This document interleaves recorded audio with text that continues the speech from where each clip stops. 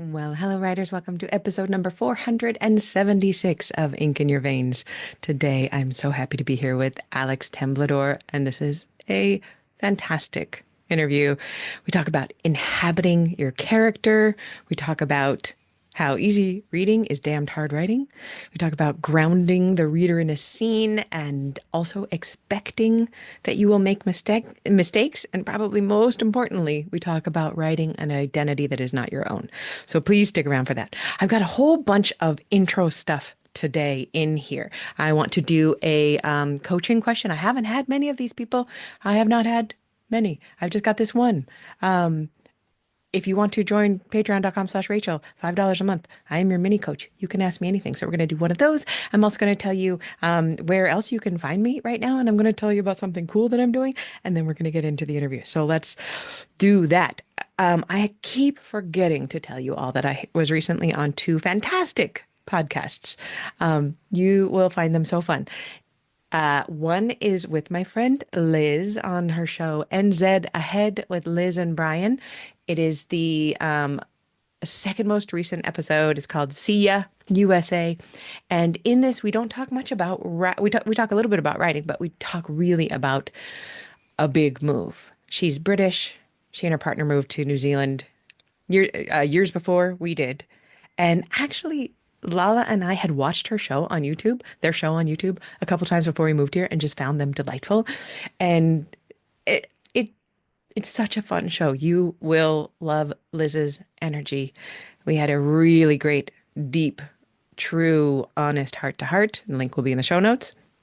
I'm going to put all of these links in the show notes, so don't worry about it. And then I was also on the delightful Story Magic. The episode is called Lower Your Expectations. You'll be shocked to know. Story Magic. And that was so much fun talking to the gorgeous, delightful hosts about craft and how to really get it done. So please go enjoy Story Magic also. Okay, let's get into the question that comes from VA. VA says, a few months ago, I wrote to you about the book of my heart, a contemporary LGBTQ novel that shakes up the same old, and all the flimsy, tired, stereotypic cliches and tropes. I had an alpha reader and a beta reader for it and got helpful feedback from both of them that I was able to apply to the book to make what's working more powerful and to tweak or cut what isn't. The only thing is they both know me personally, so I didn't actually have to search for them. I really want to find another beta reader, maybe two, but I haven't had any success. One of the problems is I'm using a pen name for it, so using my personal Instagram or Facebook or even Reddit aren't an option. I've tried to do anonymous posts on Facebook groups to no success. I also created a separate Reddit account to put up posts on some subreddits and was ignored on many, except for one where I got an extremely judgmental and negative comment from a user who chewed me out over the length of the book and told me there's no way I'm ever going to find someone who will want to beta read a book that's my length for free. Because that's the other problem. It's longer than the typical book. I understand how that might be a deterrent and is actually a huge point of shame and anxiety. I've spent almost a year cutting it down and have cut over 200 pages at this point. I'm trying to think about what I can do to deal with this, like possibly working with a developmental editor to try to get the book down to a shorter length so I can find more beta readers. But the thing about it is that I know that's costly, and I know it's usually the step after beta readers. I also haven't decided if I want to try to TradPub or self-pub this book. If I try TradPub, I know that I'll be assigned an editor. So paying one and using that manuscript for beta readers, if I'm going trad, will essentially be a waste of money and time. The thing I want most is just to find another beta reader or two before seeking any kind of agent or publishing.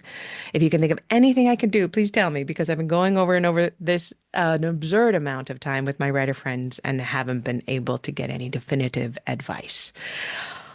All right, so I love that you are thinking about this and asking this. And I worry a little bit that I'm going to let you down with my answer. But I am not the biggest fan of beta reads or beta readers.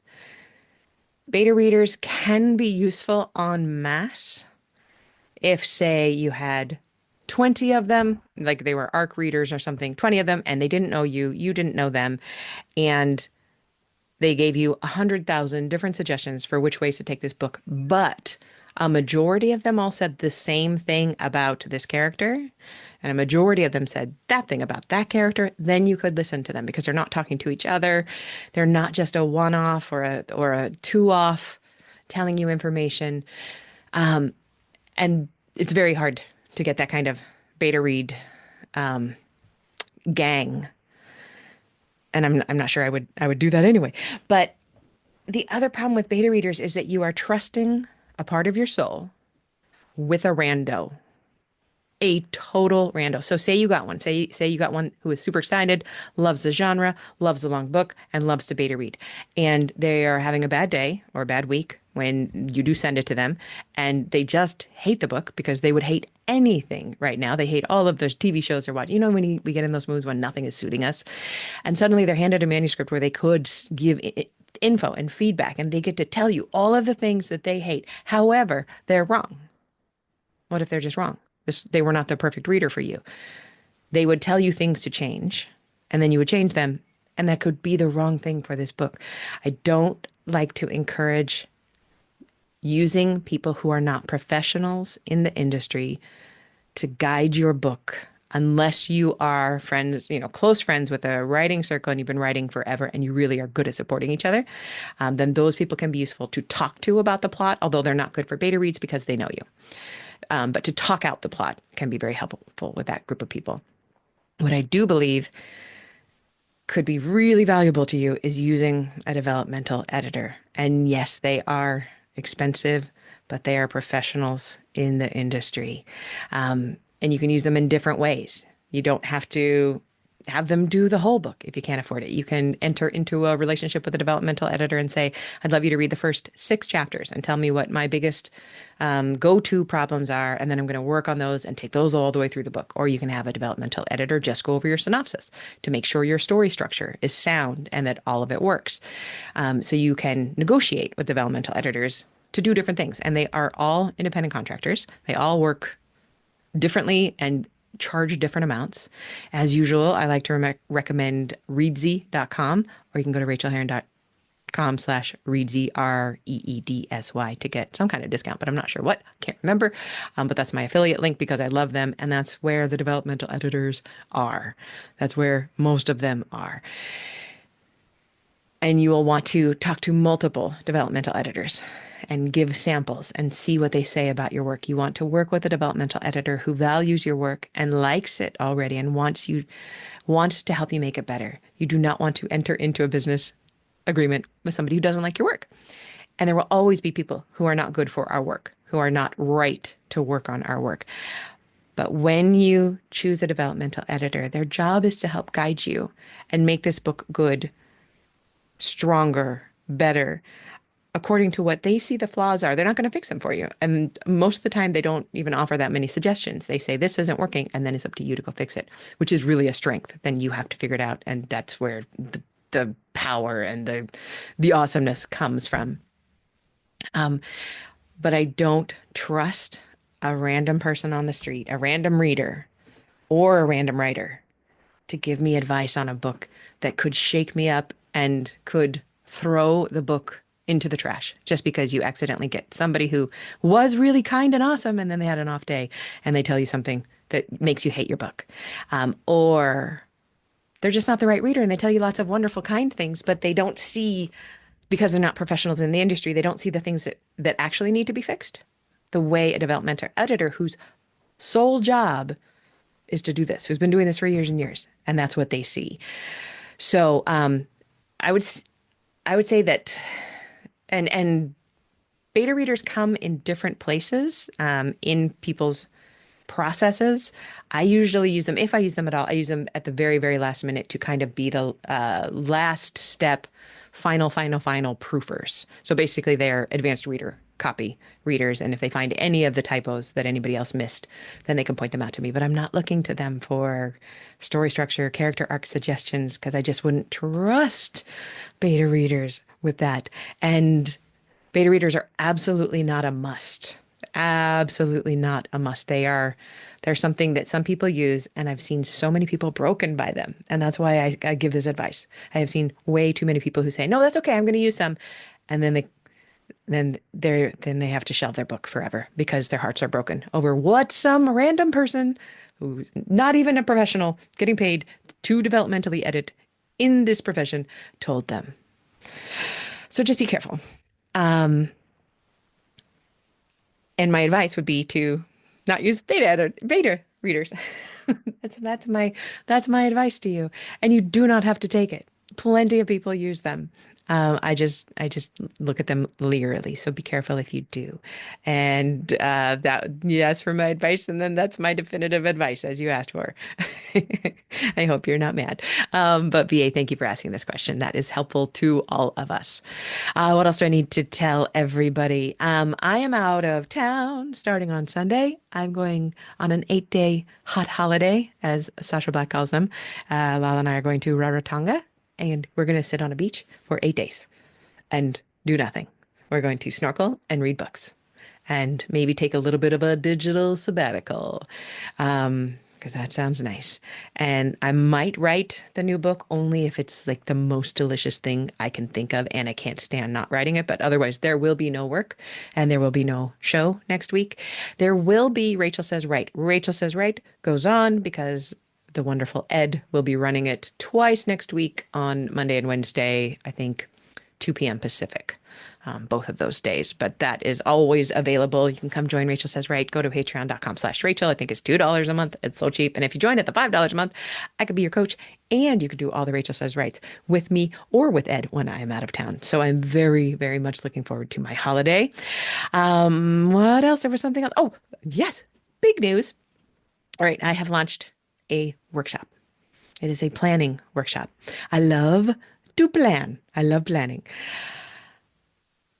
But this is going to be a different kind of planning workshop for the year 2025. First of all, this workshop is about working with the writer that you already are. You do not have to change. Do you know that guilty feeling you get when you feel like you're not writing enough or good enough, or when your desk is like this beautiful mess and your writing process looks nothing like the beautiful Instagram posts where there's music playing and a steaming cup of tea on a beautiful, you should see my desk right now.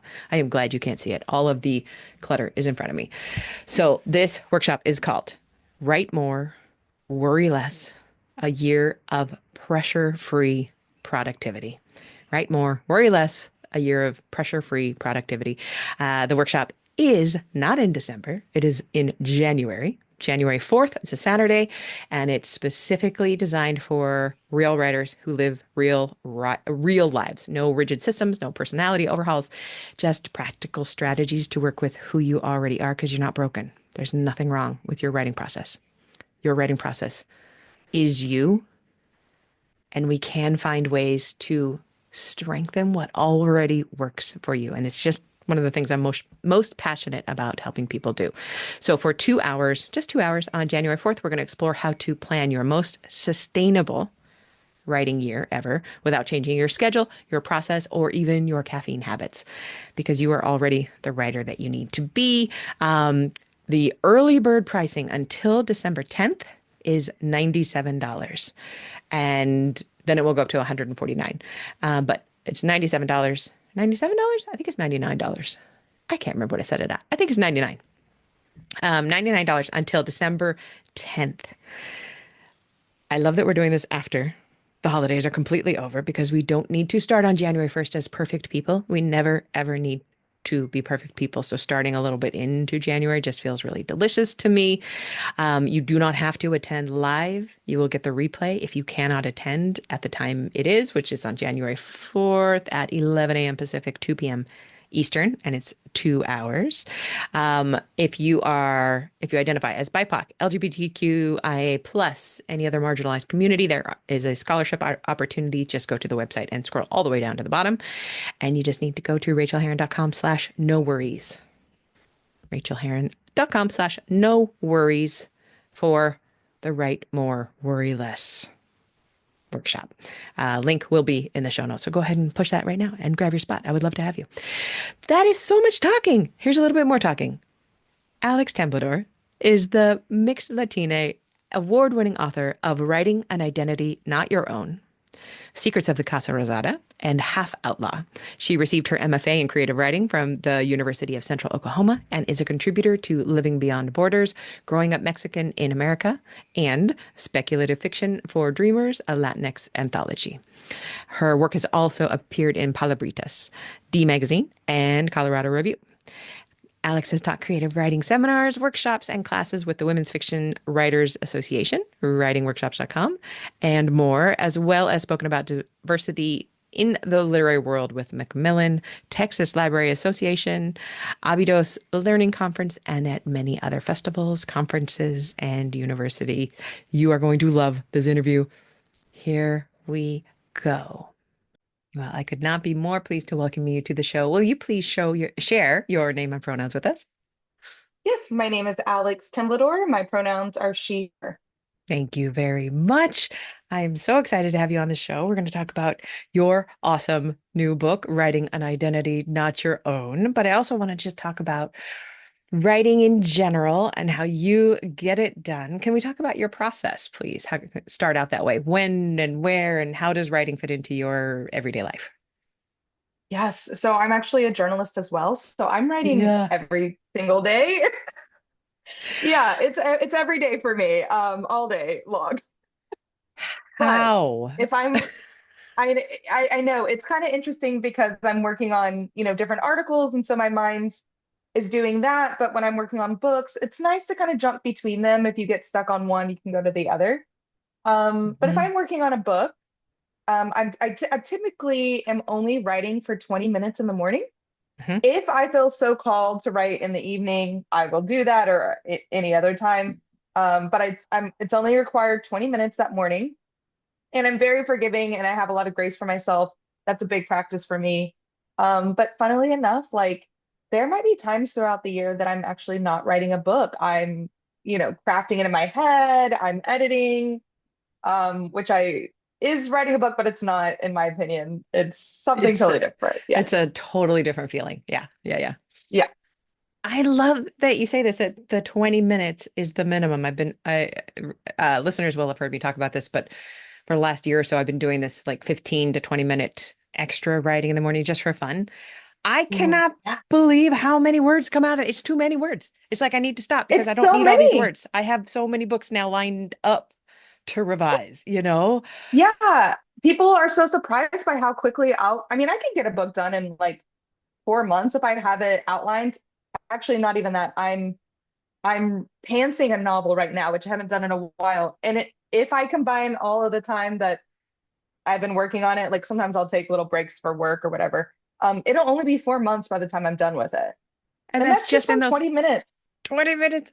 Oh, this makes me so happy. Yeah. This like makes me viscerally, deeply happy to hear working writers say this because it really, really, really works. Okay, Yeah. so talk to me a little bit about the revision process and how it differs for you. Yeah. I guess it does depend on the book that I'm working on. So, my latest book, the revision process was a lot of tears.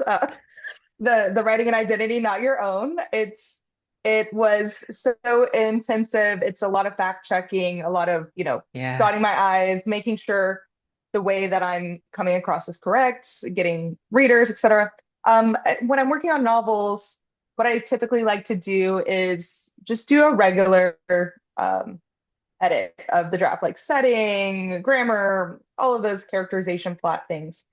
And then I will go through and do my writing and identity, not your, like an editing and identity, not your own Mhm. checklist that I have in the back of my new writing craft book. If if of course if I have a character that is of a different identity. And then from there, I still use beta readers. Usually they're my agents, like they're my literary agent siblings.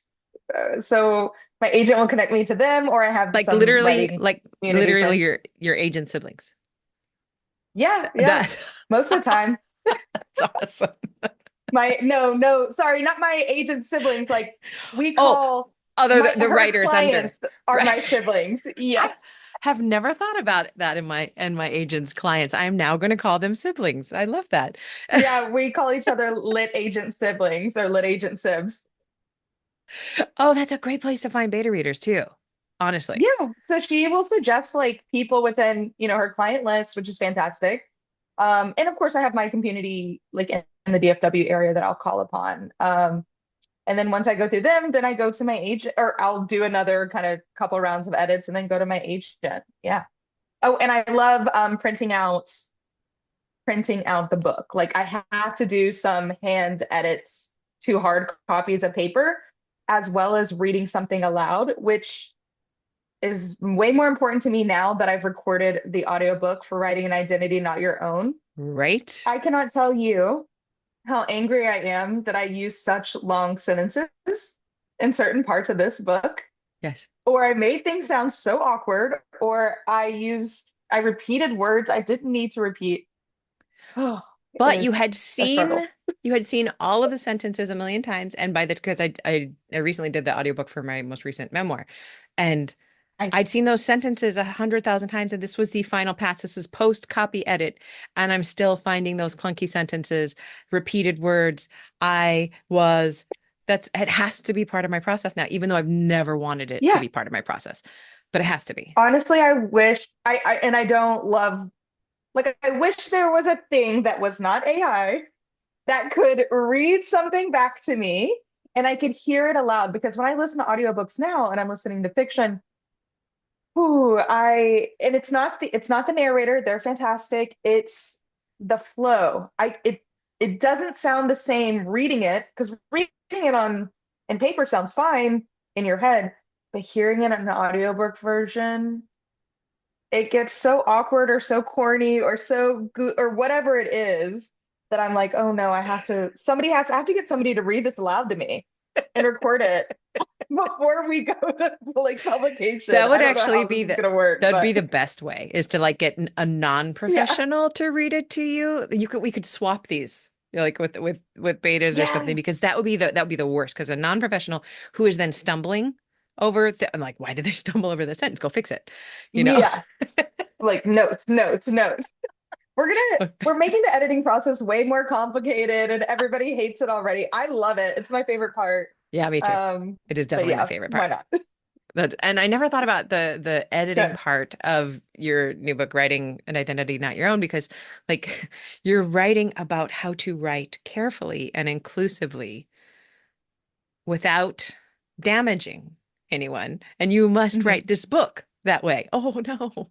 Like that's Yeah, a lot. yeah, the whole time. I'm like, oh, I'm telling people to do it right, and now I have to do it right and also come across in a way that's not upsetting. But I will say that the editing phase is probably my favorite because you can catch all the things that when you're in the flow, you don't want to get out of the flow, and that's totally fine and fair. Like go with it, let yourself be. But the biases and the mistakes are gonna come out.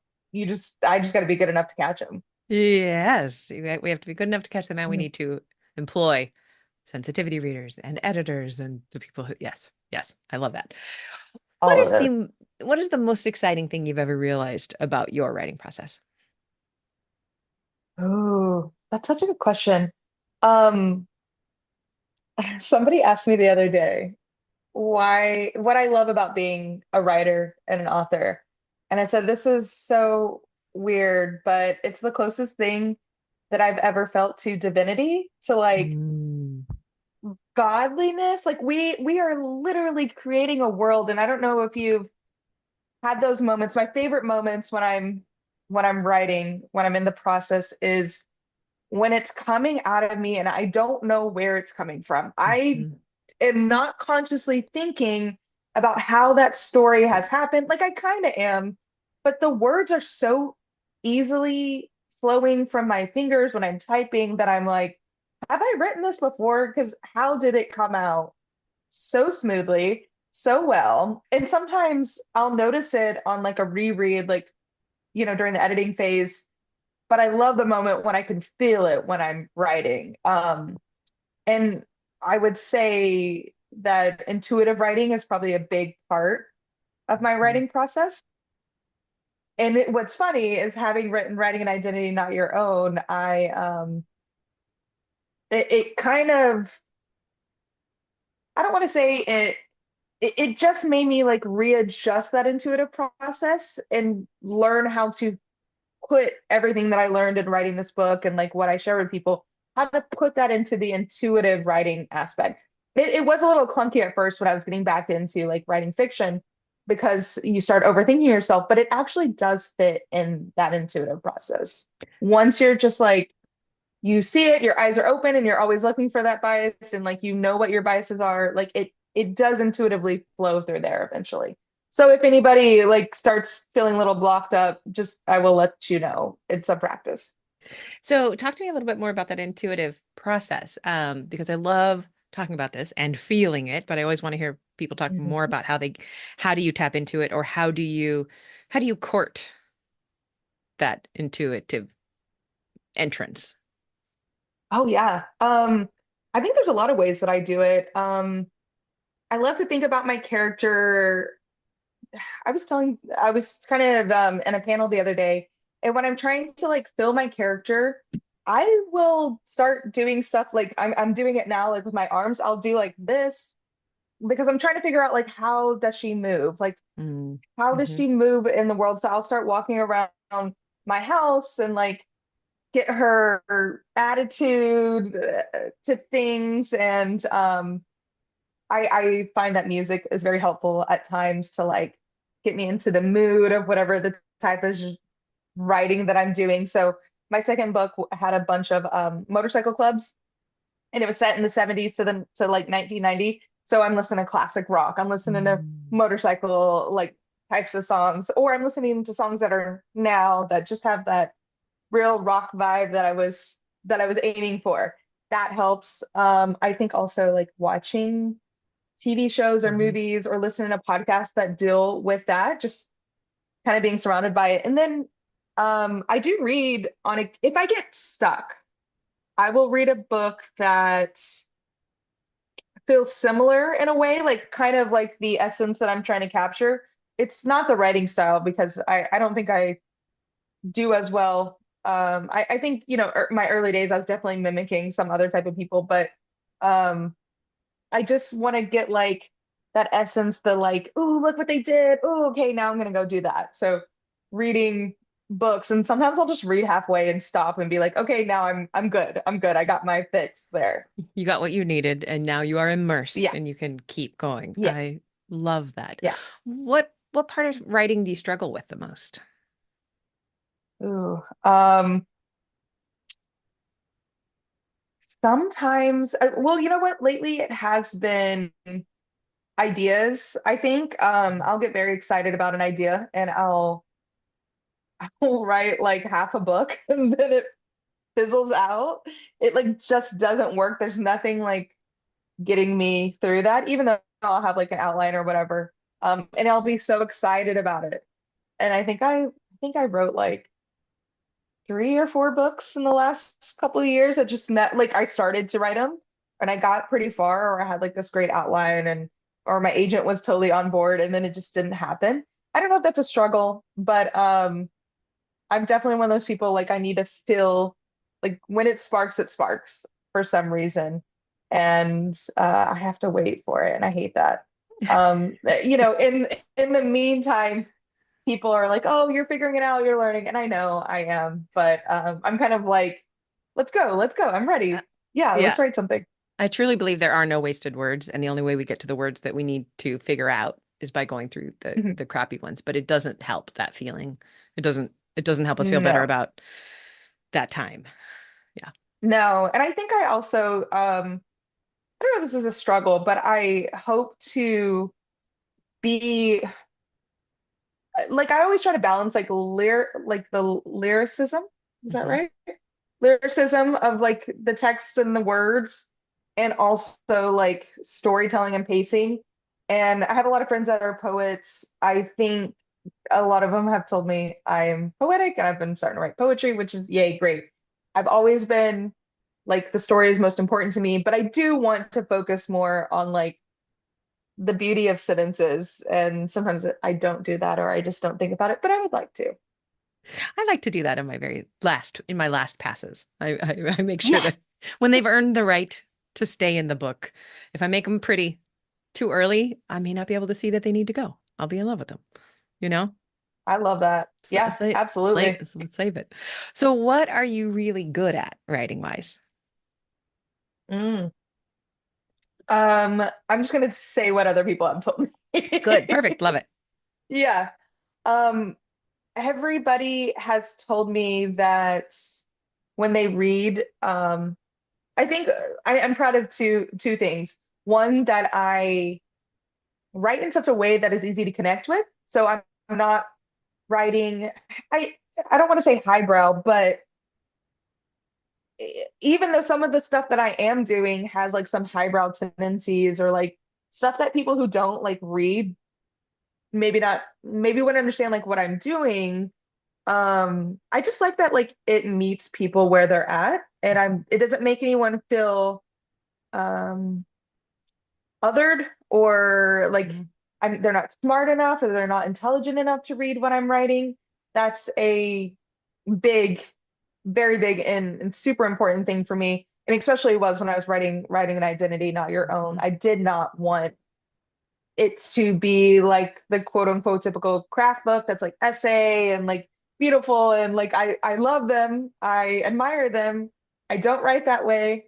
And I wanted to meet everybody at any writing level, or educational level or whatever their background may be. So that's one thing I'm very proud of. The second thing, that people tell me a lot is that my books, feel like movies in their head, Mm. which is fun and cool because that's actually how I write my novels, is I am very mindful about where everybody is standing at every point in the room and where everything is in association. I don't want anyone to get lost in terms of location, in terms of like reference to other characters. I want them to smell the room. I want them to feel the room. Um, I really focus on all the senses and I think I do write cinematically. And I've been doing that since the beginning. And that's something I consistently get from people who like read my work is like, this feels like a movie in my head. And I don't know if they always like see, and they've told me they don't always see books in their head. So that's the big thing that That's I'm proud of. that's huge. And is it something that you're consciously thinking of, or is it something that you go back in and add later, or is it something just comes out naturally? That's more of a natural thing. I think I'm thinking about it when I'm writing. I've always been like that from the beginning.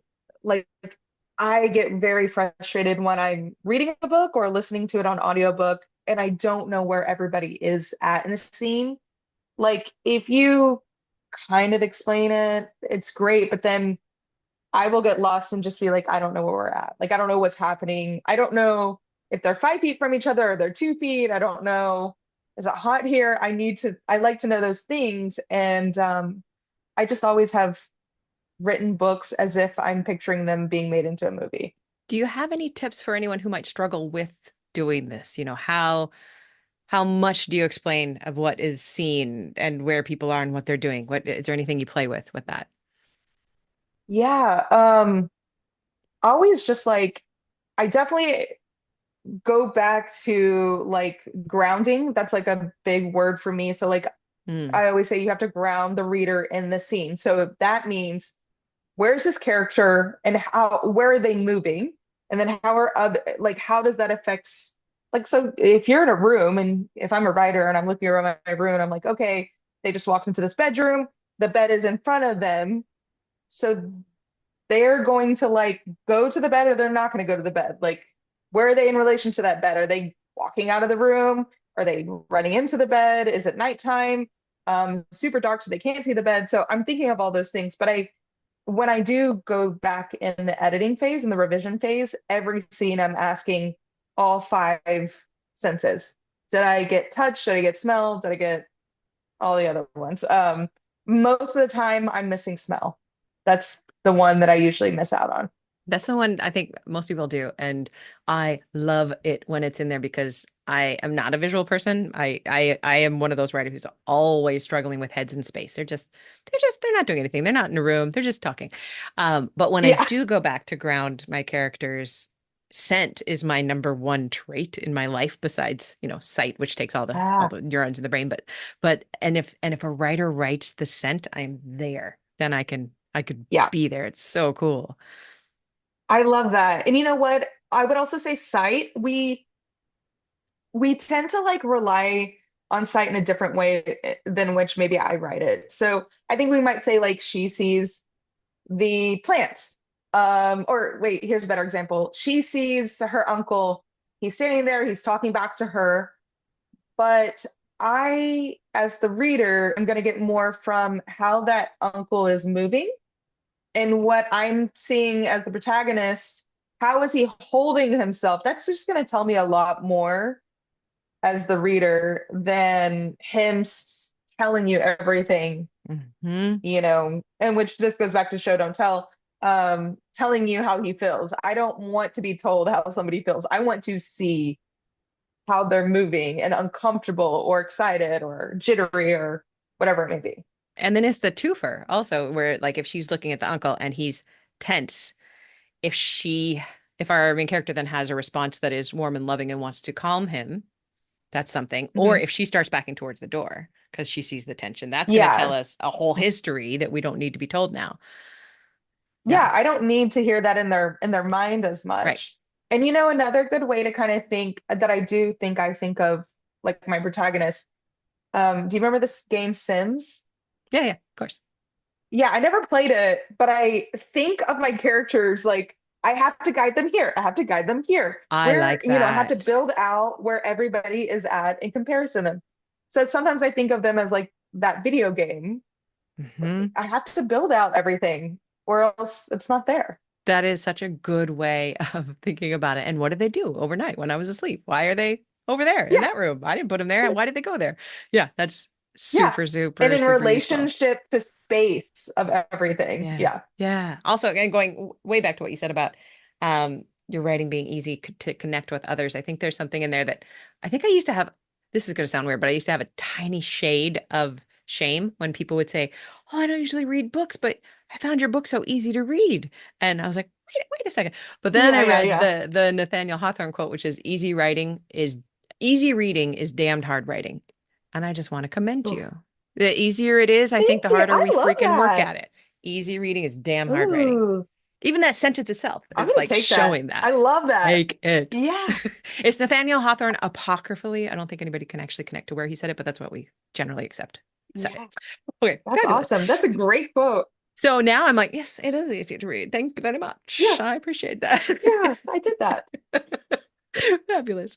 Okay, may I ask you, what is the kindest thing you've ever done for yourself as a writer? Oh, told myself it's okay to make a mistake. And expected that I was going to make a mistake. Oh, that's good. I think my second book, I no, yeah, I kind of started with my second book where I started feeling like a little bit of pressure. The second novel that got published, definitely with writing an identity not your own. I I was just crying a lot of the time because it was it's such an emotional thing to talk about historically marginalized communities not being taken care of in literature or as authors or just looking, a lot of the stuff is historical or social or cultural. So I'm putting all these things and I'm taking all of that on, but I'm also thinking about what I've written as a fiction writer. And I'm telling you in the book all the ways I've made mistakes. And I know I'm going to continue making mistakes and just thinking, oh no, I'm putting in this craft book out. Not everyone's going to expect I'm perfect or I can speak to like a perfect book. And I've had so many fantastic friends who are like, you can't take it all on. Like, it's great that you are taking even what you're taking on. Hmm. Um, but I tell writers all the time, you're going to make mistakes, you're human. It's still hard for me to accept that sometimes. So I try to be as kind to myself and go like, it's okay, you're gonna make a mistake. You made the mistake. They're out there. Like you can't do anything about it sometimes. And I make mistakes as a journalist. I make mistakes as a novelist or as an instructor or just as a human, like all the time. So I I have to give I myself kindness on it.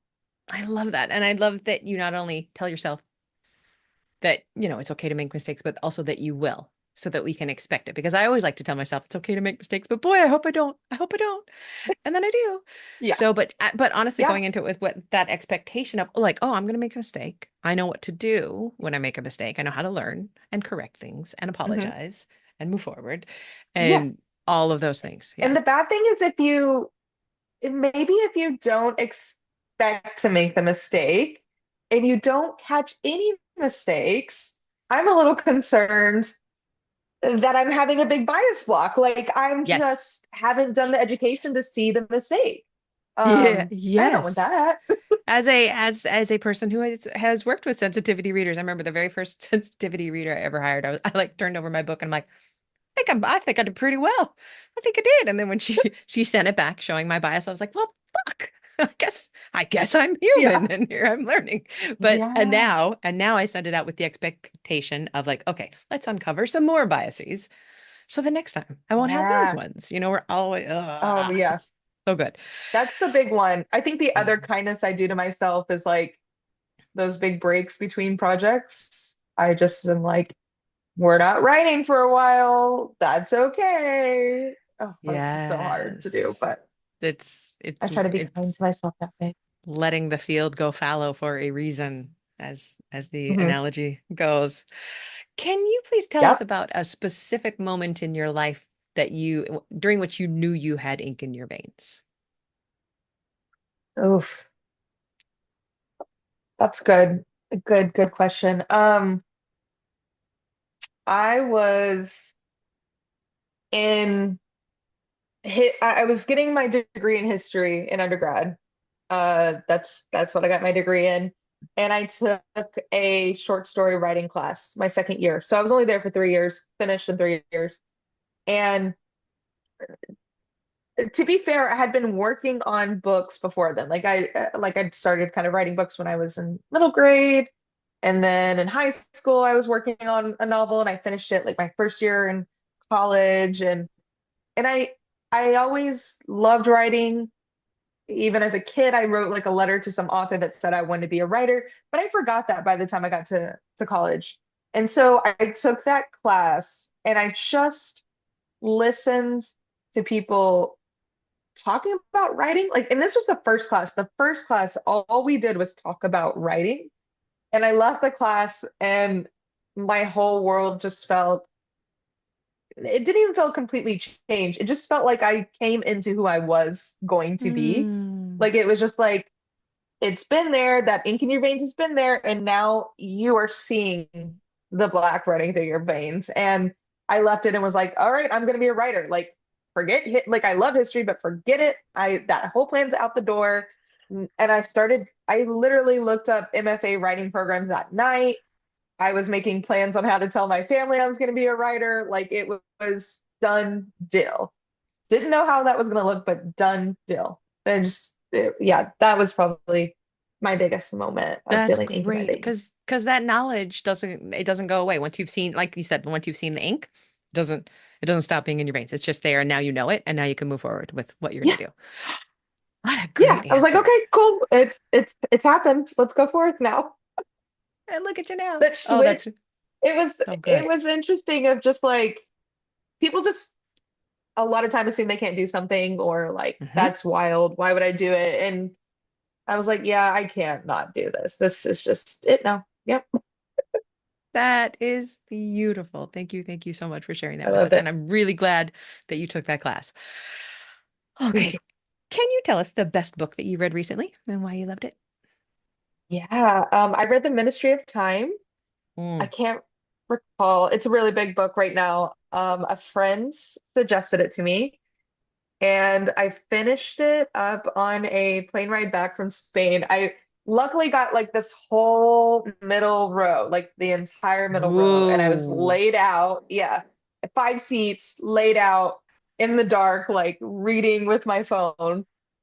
Um, what I loved about it is one, there's not a lot of mixed representation in books, and I just love having a mixed character, but also one that I want to, this sounds so violent, but I wanted to like choke her or punch her half the time.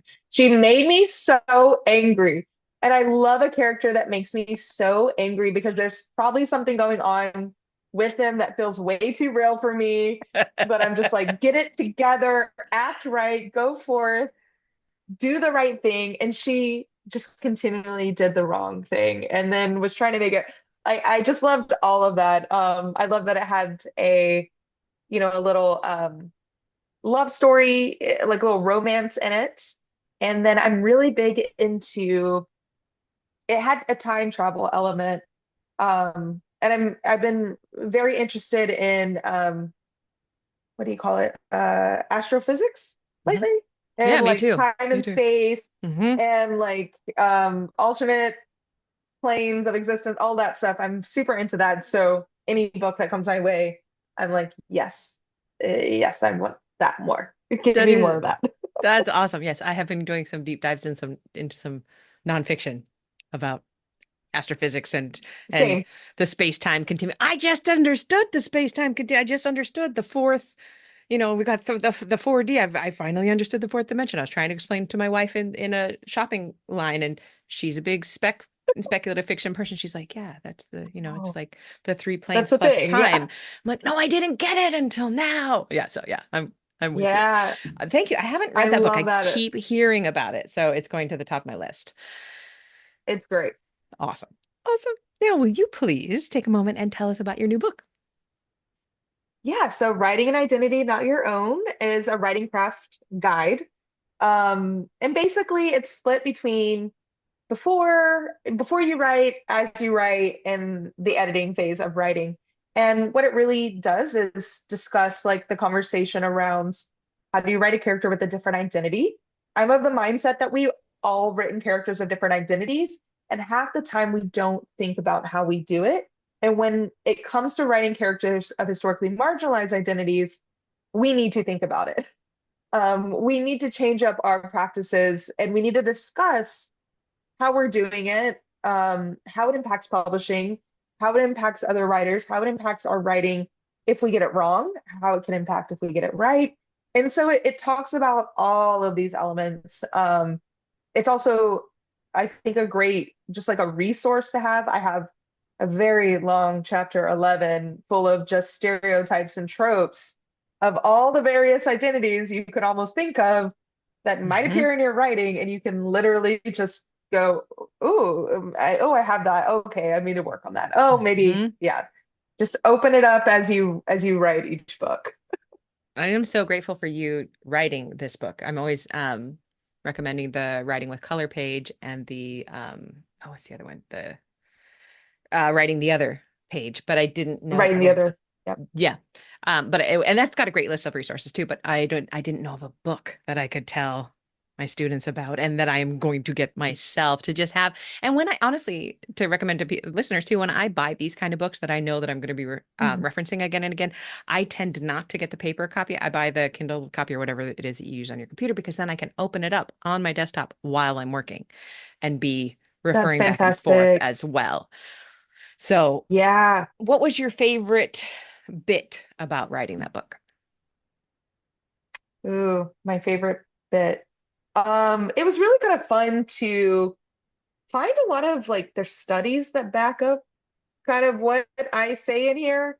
Um, which they're not like fun studies to find out that like we don't do things very Yeah. well all the time, but it that was kind of interesting. Also, so like I love I was very insistent that I have QR codes throughout the book. So I'll like suggest a video that I'm referencing, and I'm like, here's the QR code, go check it out. Or here's like a resource for Black literature, go check out this whole website that showcases queer literature or disabled literature, whatever it may be. So it was really fun for me to, I'm a big like organizer in terms of nonfiction.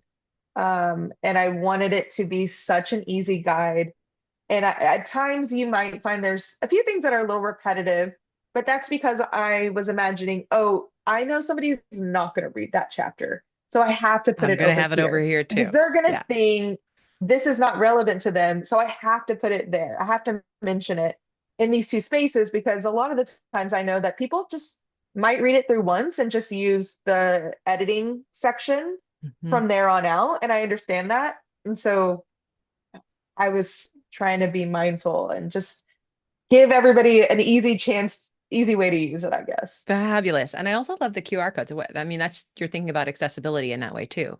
Like that's just Yeah. such a good way to go. Oh, well done you. Well Yeah. done I you. think also like doing the audiobook was super fun for me. And I actually really love doing these interviews because I get a lot of ideas. Like people are like, well, what else would you add to it? I'm like, oh, so many things. I would have a whole section on screenwriting. I'd have a whole section on like writing playwriting, and I would have a whole section on this. Like I have ideas for the future, so hopefully they can come out. Yeah. Yes, yes, yes, yes. I get all excited just thinking about him. Thank you so much. Where can we find you out there on the internet? Yes, you can find me at alextemblador.com, or I do have a website for the book, writing an identity, not your own.com. And I'm also on social media at Alex_Temblador. Thank you so much for being here, Alex. This has been a delight. Thanks for having me.